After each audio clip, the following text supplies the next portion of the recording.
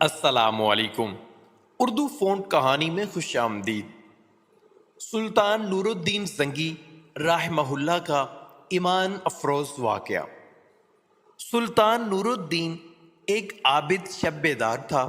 وہ ایک عظیم الشان سلطنت کا فرمانروا ہونے کے باوجود ایسا مرد درویش تھا جس کی راتیں مسلح پر گزرتی تھیں اور دن میدان جہاد میں۔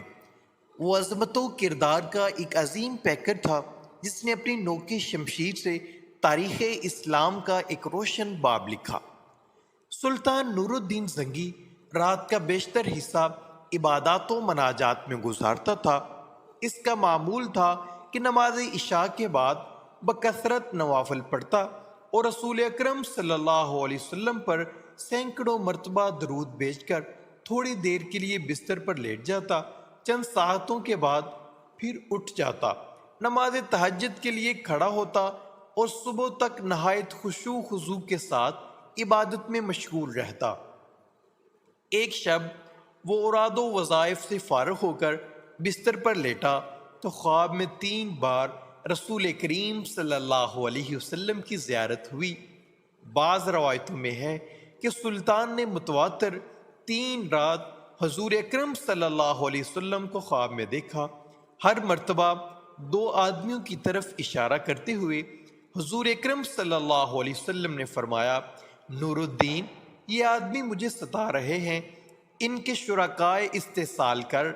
نور الدین یہ خواب دیکھ کر سخت مضطرب ہوا، بار بار استغفار پڑھتا اور رو رو کر کہتا، میرے آقا و مولا، میرے جیتے جی کوئی ستا نہیں سکتا، یہ نہیں ہو سکتا، میری جان، مال، آل و اولاد سب آقائے مدنی پر نثار ہے۔ خدا اس دن کے لیے نور الدین کو زندہ نہ رکھے کہ حضور اکرم صلی اللہ علیہ وسلم غلام کو یاد فرمائے اور وہ دمشق میں آرام سے بیٹھا رہے۔ سلطان نور الدین بے چین ہو گیا اور اسے یقین ہو گیا کہ مدینہ منورہ میں ضرور کوئی ایسا ناشدنی واقعہ ہوا ہے جس سے سرور کونین کی روح اقدس کو تکلیف پہنچی ہے۔ خواب سے بیدار ہوتے ہی اس نے 20 آیان دولت کو ساتھ لیا اور بہت سا خزانہ گھوڑوں پر لاد کر مدینہ کی طرف روانہ ہو گیا۔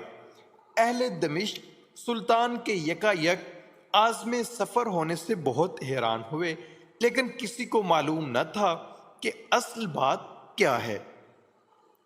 دمشق سے مدینہ منورہ پہنچنے میں عام طور پر 20-25 دن لگتے تھے، لیکن سلطان نے یہ فاصلہ نہایت تیز رفتاری کے ساتھ طے کیا اور 16ویں دن مدینہ منورہ جا پہنچا۔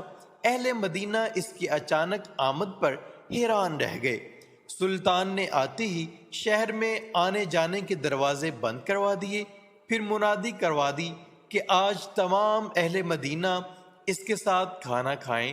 تمام اہل مدینہ نے نہایت خوشی سے سلطان کی دعوت قبول کی۔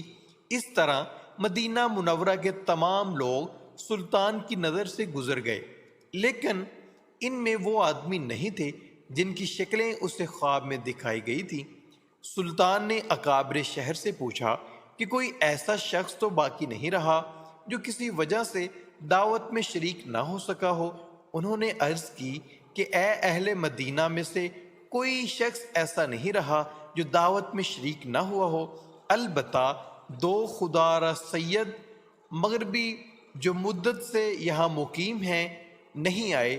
یہ دونوں بزرگ عبادت میں مشغول رہتے ہیں، اگر کچھ وقت بچتا ہے تو جنت البقیع میں لوگوں کو پانی پلاتے ہیں، اس کے سوا کسی سے ملتے ملاتے نہیں۔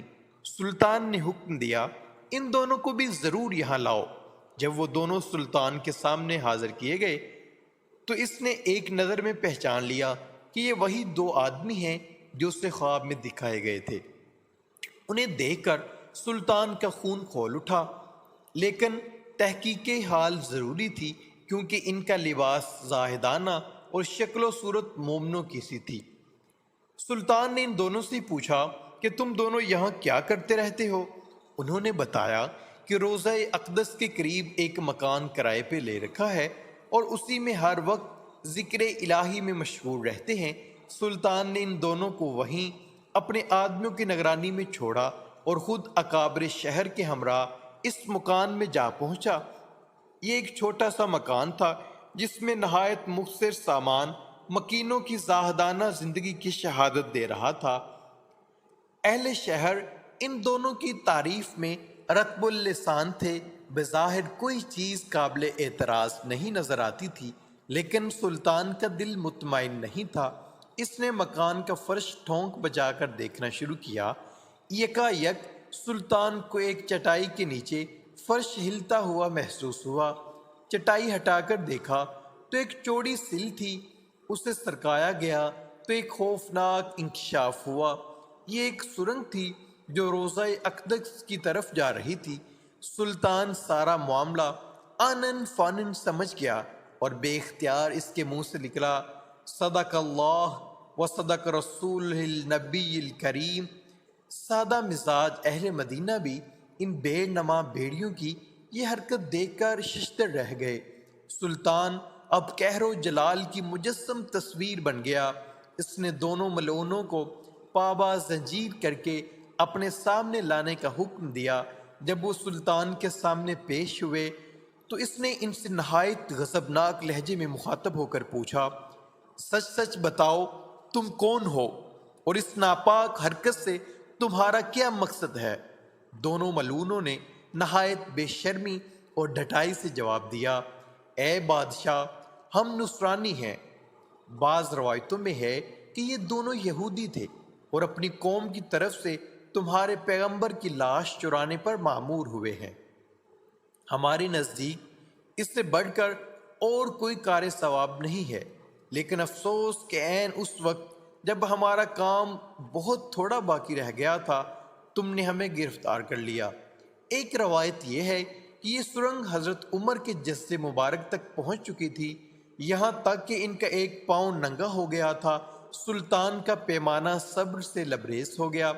اس نے تلوار کھینچ کر ان دونوں بدبختوں کی گردنیں اڑا دیں اور ان کی لاشیں پھٹکتی ہوئی آگ کے الاؤ میں ڈلوا دی۔ یہ کام انجام دے کر سلطنت پر رکت طاری ہو گئی اور شدت گریہ سے اس کی گگی بند گئی۔ وہ مدینہ منورہ کی گلیوں میں روتے گھومتے کہتا، زہ نصیب کہ اس خدمتگار کے لیے حضور اکرم صلی اللہ علیہ وسلم نے اس غلام کا انتخاب فرمایا۔ جب ذرا قرار آیا تو سلطان نے حکم دیا کہ روضہ نبوی صلی اللہ علیہ وسلم کے گرد ایک گہری خندق کھود دی جائے اور اسے پگھلے ہوئے سیسے سے پاڑ دیا جائے۔ سلطان کے حکم کی تعمیل میں روضہ اطہر کے چاروں طرف اتنی گہری خندق کھود دی گئی کہ زمین سے پانی نکل آیا۔ اس کے بعد اس میں سیسا بھر دیا گیا تاکہ زمانے کی دست برد سے ہر طرح محفوظ رہے۔ یہ سیسے کی دیوار روضہ اقدس کے گرد آج بھی موجود ہے اور انشاءاللہ ابد تک قائم رہے گی۔